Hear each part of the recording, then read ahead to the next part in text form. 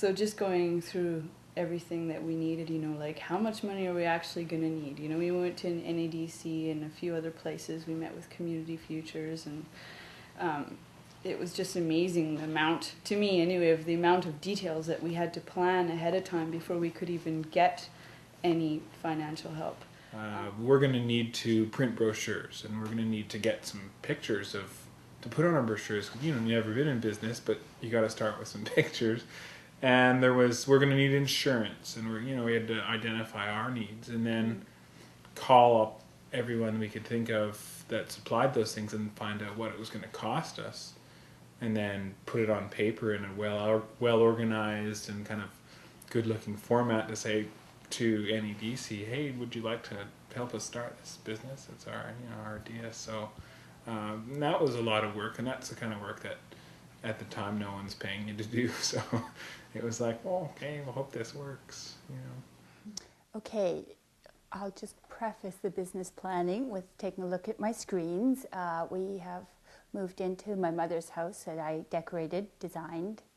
The business planning, when we first went to it, we started by going to trade shows, learning about business, what we needed for business, and Peggy was extremely helpful in resourcing or looking at other people to do it, because my scope of my work tends to be quite large, and that I could have went in any direction for any business.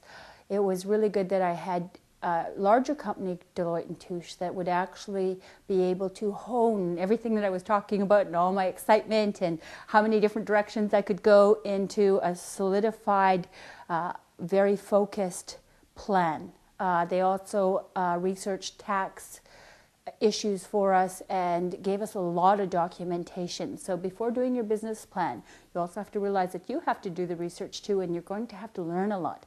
It's like 2 years of school, compact, depending on your business plan. It could be 6 months, but it is very intensive research time. So it outdoes anything that you've ever done in school.